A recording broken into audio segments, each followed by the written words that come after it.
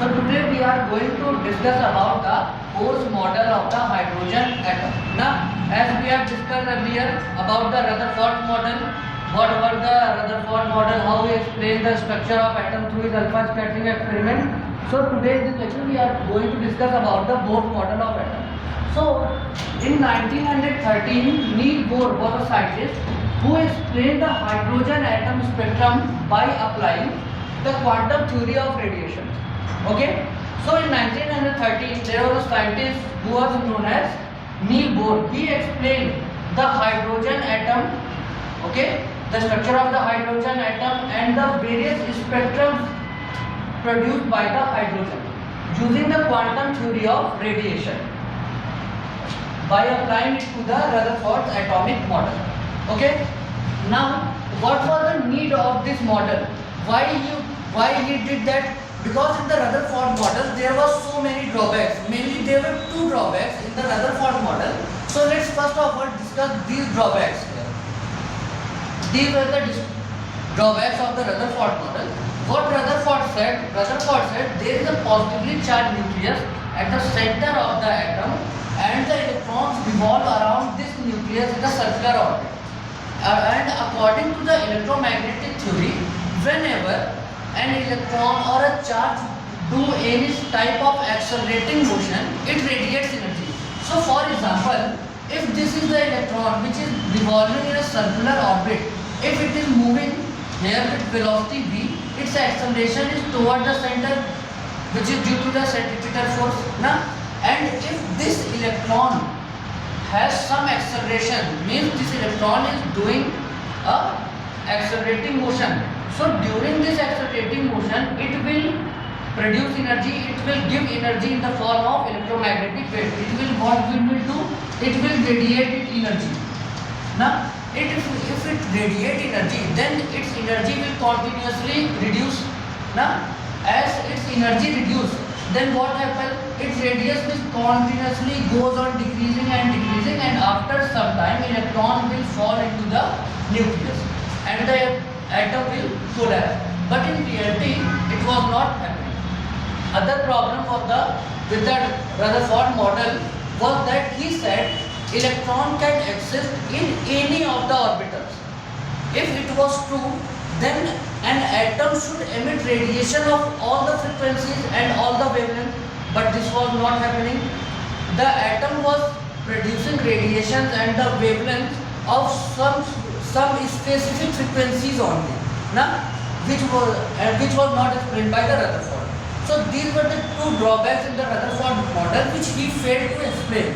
So later, in 1913, Niels Bohr came up with this new theory, that is Bohr's model of hydrogen, and he explained all these things. What he did, his theory began with the Rutherford's picture. What he accepted? He accepted the Rutherford picture of atom as a nucleus surrounded by the electron moving in the circular orbit. As the electron is moving in a circular orbit, the necessary centripetal force is provided by the electrostatic force of attraction between positively charged nucleus and the electron. So this Coulomb's force of attraction provides the necessary centripetal force. So he began with this figure.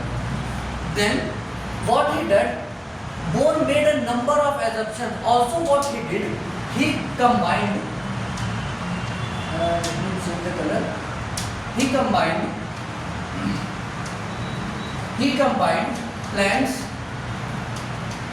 Planck's quantum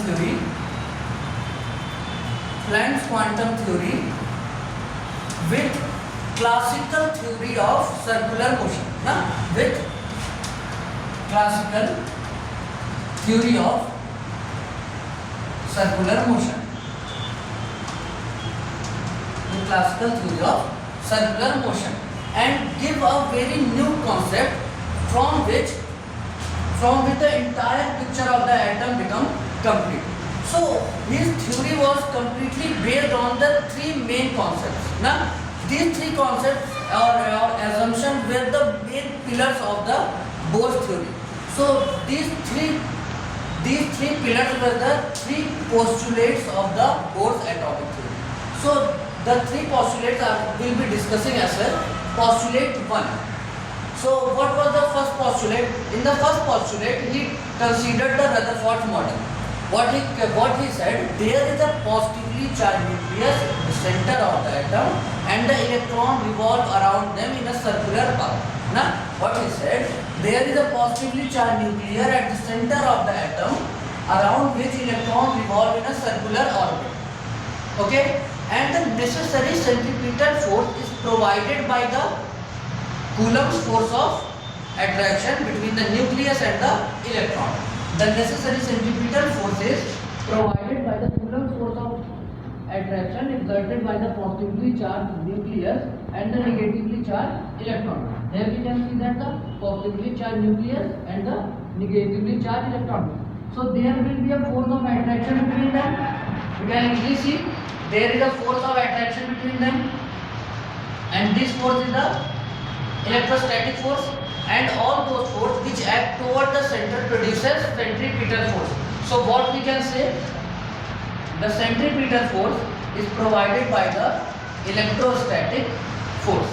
Now how can we write the formula for the centripetal force? We can write mv square by r.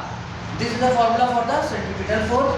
Now for the electrostatic force, we can write 1 upon 4 pi epsilon naught Q1 Q2 by R. Q1 charge of this should be Q1, that is Ze. Q1, that is Ze, and Q2 is the charge of electron E, that is into E, and upon R square. Now we can write this as mv square by R is equal to 1 upon 4 pi epsilon naught Ze square upon R square.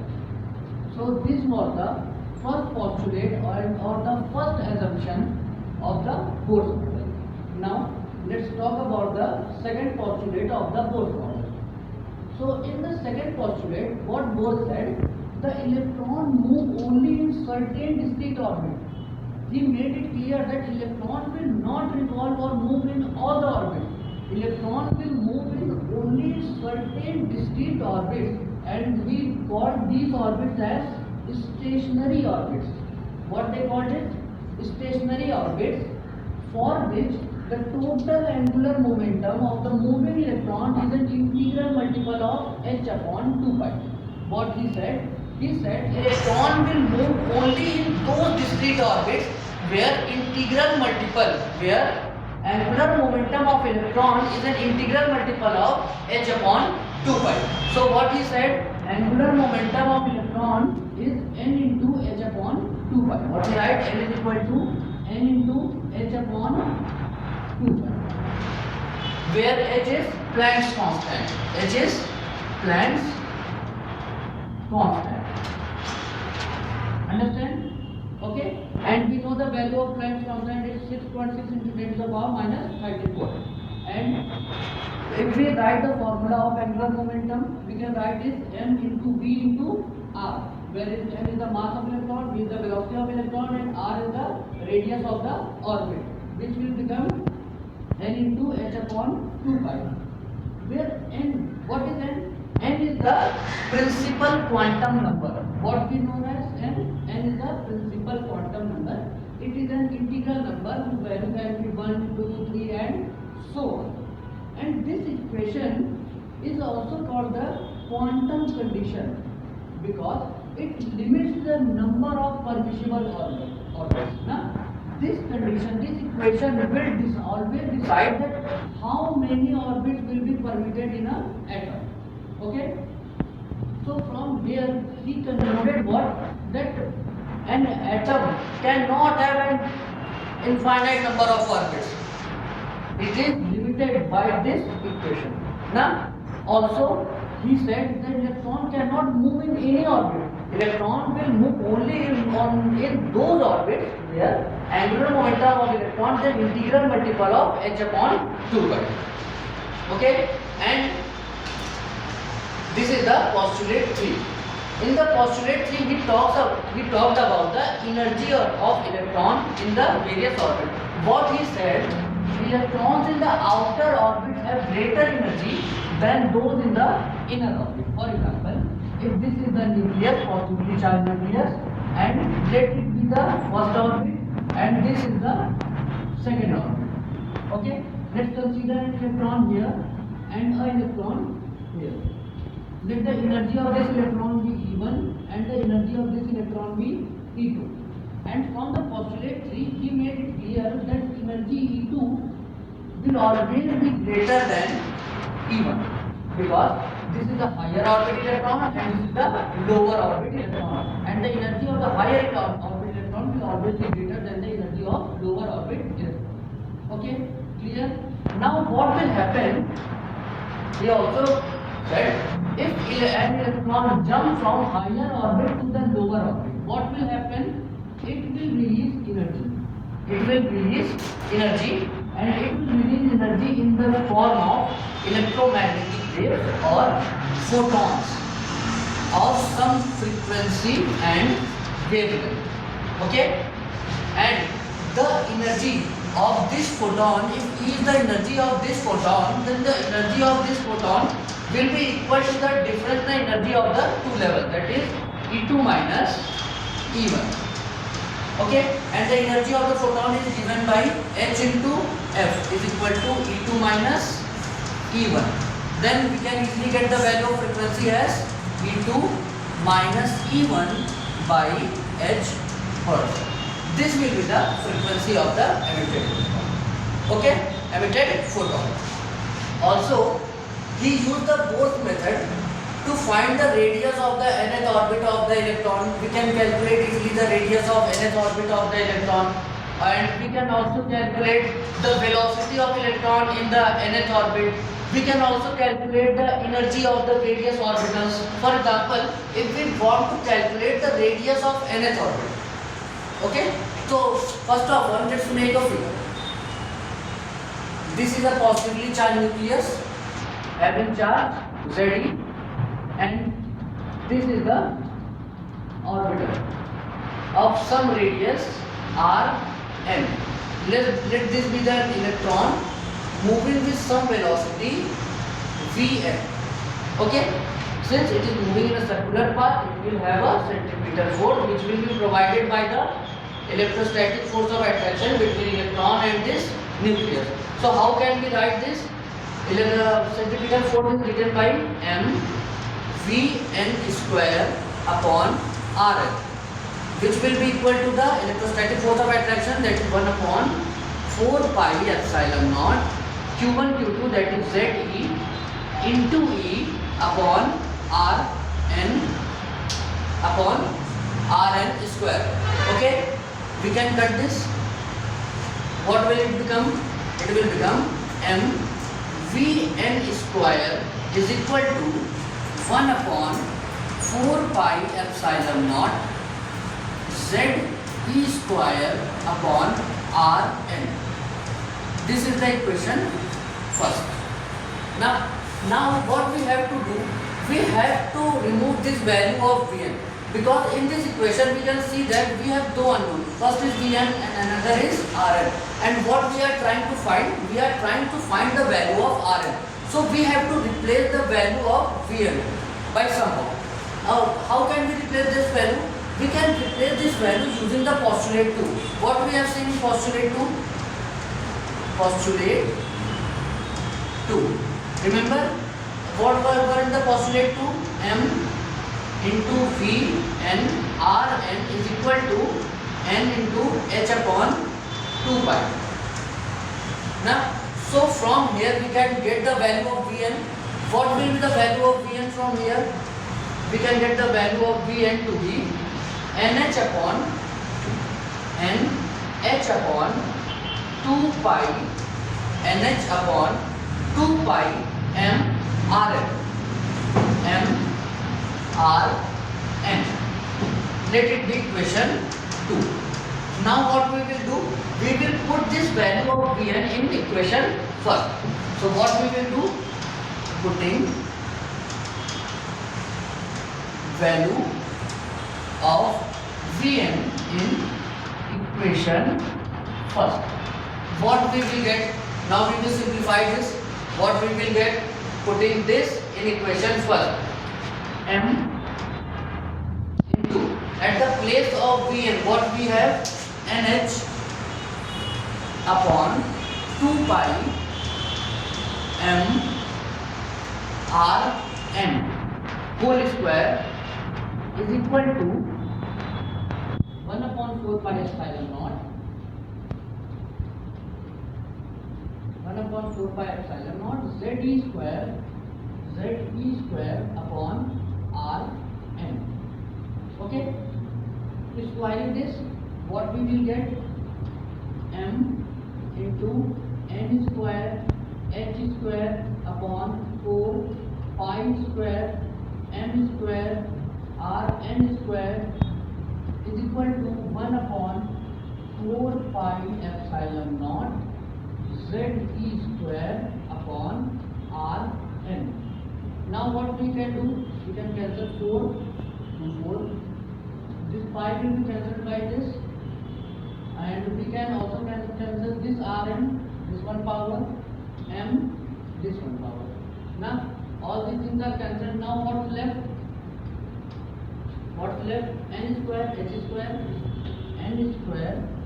h square upon pi m r n is equal to z e square upon epsilon naught. Now from here we can get the value of Rn.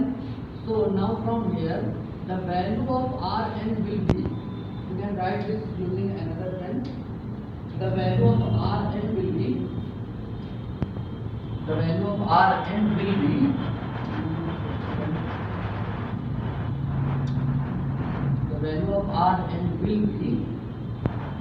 n square h square upon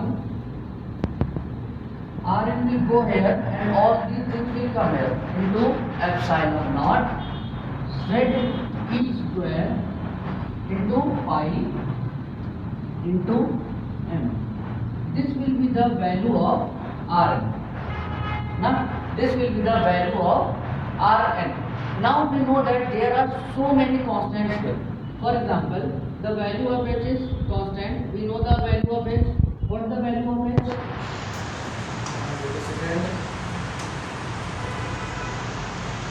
We know that the value of h is 6.6 into 10 to the power minus 34. What is the value of epsilon naught? 8.85 into 10 to the power minus 12. What is the value of z is a variable? Z is a variable, leave it. What is the value of t? It is 1.6 into 10 to the power minus 90. What is the value of pi? It is 3.14. What is the value of m? It is 9.1 into 10 to the power minus 31. Putting all these values here, we will get the value of Rn to be 0.53 n square by z in Armstrong. This one is the value of the radius of the nth orbital. Okay, by just putting the value of z, that is the atomic number of the atom. Here we will take only the hydrogen-like atom. It will not work for all the atoms. It will work for the hydrogen-like atoms. Hydrogen-like atoms. What are the hydrogen-like atoms? Like He plus or Ni2 plus or Be3 plus means outermost shell has 1 electron.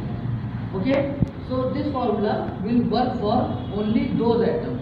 And also, for example, if you want to calculate the radius of first orbit, we will put the value of n equal to 1. If we want to calculate the radius of second orbit, we will put the value of n equal to 2, and we will keep counting this. Okay.